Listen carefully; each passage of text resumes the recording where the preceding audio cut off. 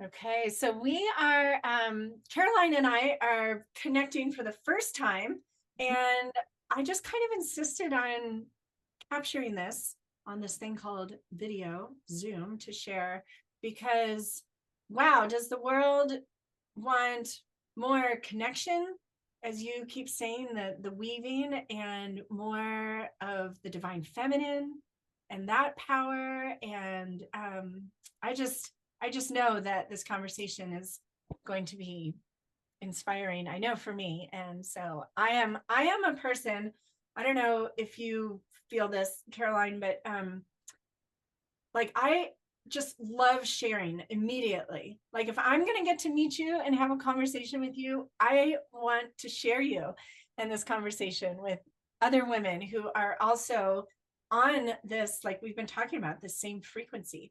So Caroline Seckinger and I just connected because one of the women who's one of my creative frequency coaches and a friend and follows you, and she sent me a link to one of your reels. And of course, I loved what you offered. And I went to message you and saw that you were following me. And since then, we've discovered that we're both from Chicago, born in the same town. I mean, it's just, there's lots of similarities. But I'm curious, what I love, and you've already touched on it, how we have similar frequencies. It's like I feel like this call to bring in more of the divine feminine, the empowered feminine, the aligned, authentic feminine, the creative feminine, which really there is no feminine without creativity, of course, is like the most important thing you could say right now to bring everything back into balance. You know, the world is suffering and sick just because it's been out of balance. And I choose to believe that we're infinite beings. And so we've got nothing but time. So we create these, you know, pendulum swings and loop-de-loops and games of hide and seek because we got nothing but time. And so I don't subscribe to any victim mentality or anything like that. But it's a potent time. And you just mentioned how, you know, it's no surprise that we're connecting and that we've been being prepared.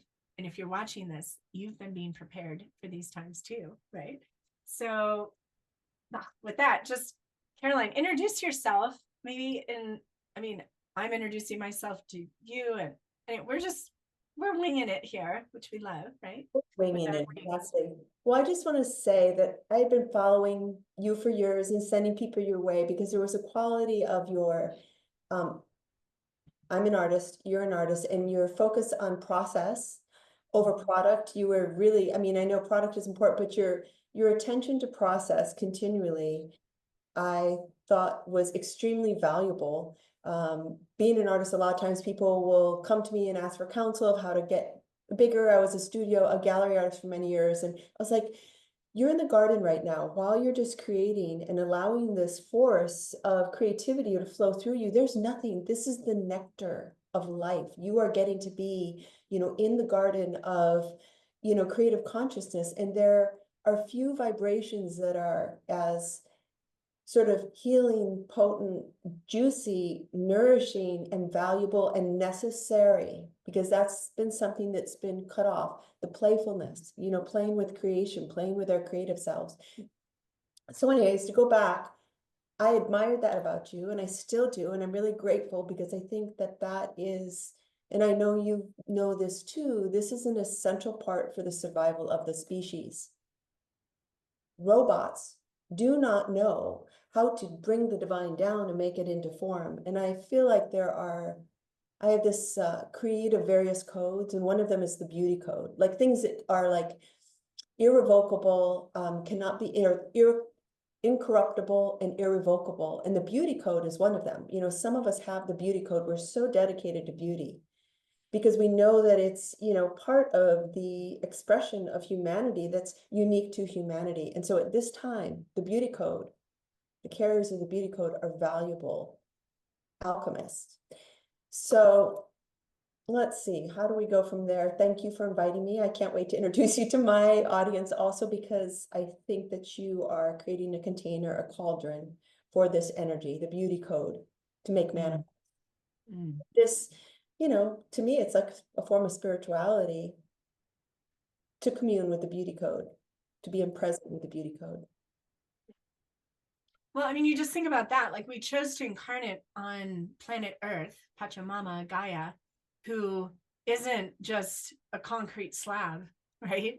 Like, she produces innumerable blossoms and colors and mountains and rivers and lakes and high alpine lakes and babbling brooks. And, she's all about beauty. So, of course, the beauty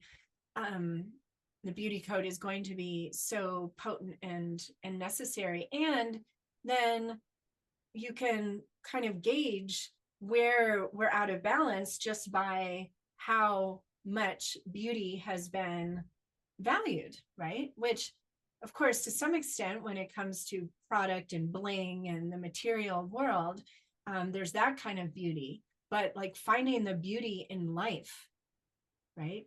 I mean, I'm just remembered when I got to know Lakshmi, was right after my divorce. And I left the 700-acre ranch, the house, we designed and built, that I picked out every single color, finish, light fixture, everything. It was going to be the dream. Moved from Nashville to Oregon, moved the 3 kids in elementary school, like huge move. And when I left all of that, I got the book Awakening Shakti by Sally Kempton. And I'm reading about Lakshmi, and that Lakshmi is abundance and prosperity of spirit first, right? And that she cannot coexist next to harshness and criticism, and that she's not a goddess who like wields her sword and battles it out and all that. She just leaves. And when she leaves, all beauty and abundance goes with her, right? And the husband at one point referred to the ranch where we lived as the graveyard after I left. And I was like, yeah, that's what I brought to the table. And, he is my greatest teacher, my greatest ally. We'll leave it at that. And it was such a beautiful opportunity to really learn and understand what the feminine brings to the table, because I was in that conversation that I know a lot of other women have been in, who are on this like spirit-led, heart-led life and calling, right? That doesn't always equal money that balances out a spreadsheet or something. And so my experience was there was a lot of tension at a lot of moments because I wasn't bringing home the bacon, so to speak. And it's like I was bringing everything else, right? That's what the feminine, it's like the masculine brings the raw material and we create life from that.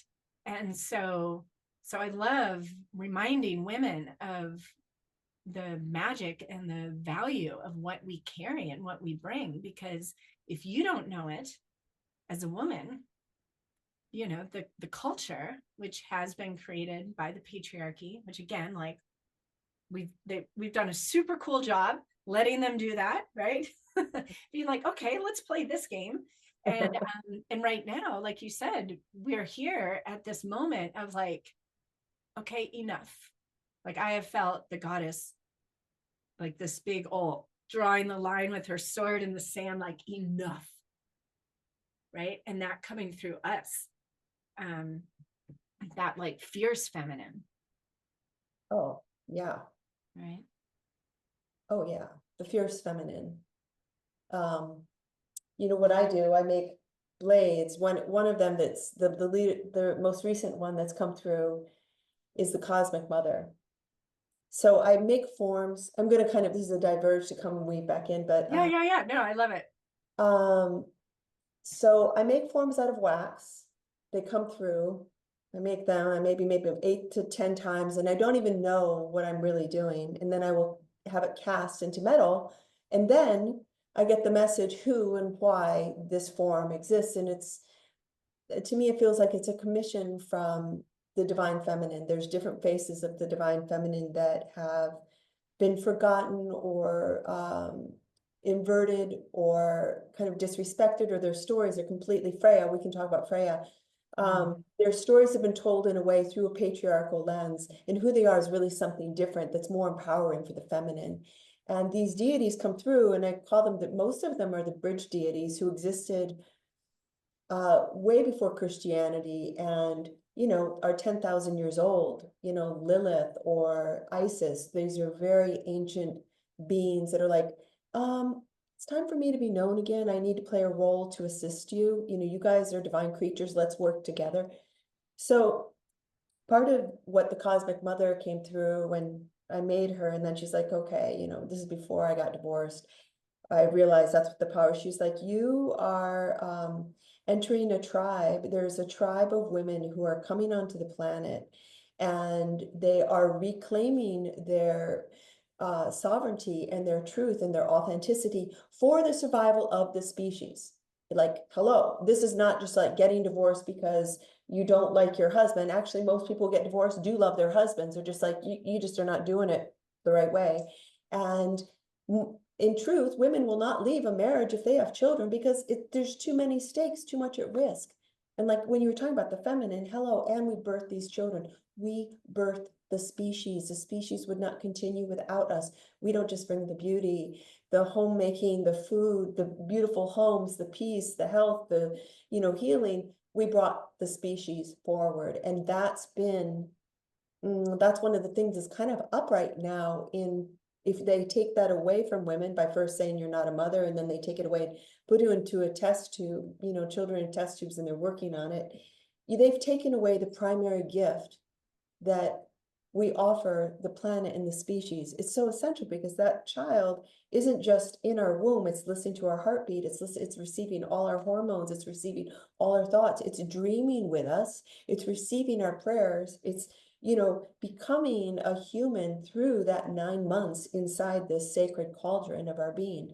And like that, it's like, why are we not talking about, that, as a culture, like the value of that? Why not isn't every woman who's carrying a baby being given like full on support, like your life is taken care of right now while you take this valuable gift to the planet. Nothing higher for the species than a new baby. There's nothing higher. There's not a higher offering than another being, because that being will bring down what is divine.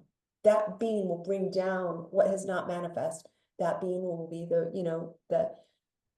the offering of the prayer for life that has gone back for millennia, for millions of years. So anyways, how I got into this quality, we talk about Lakshmi, all these different faces of the feminine that you are tied into. That's the other thing. We both share conversations with Tara and Lakshmi and Nut, Gaia, Brigid, these deities are courting us.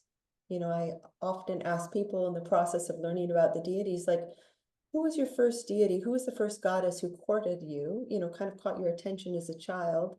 Because there's some information there about your soul's evolution and where you will be at the cutting edge of your own evolution. Who was the first deity that you met, either in childhood or young adulthood or teenagehood, that caught your attention, either like in Dolaire's Greek myths or a theater or a fairy tale? Yeah, wow. It's funny because, well, it was Athena.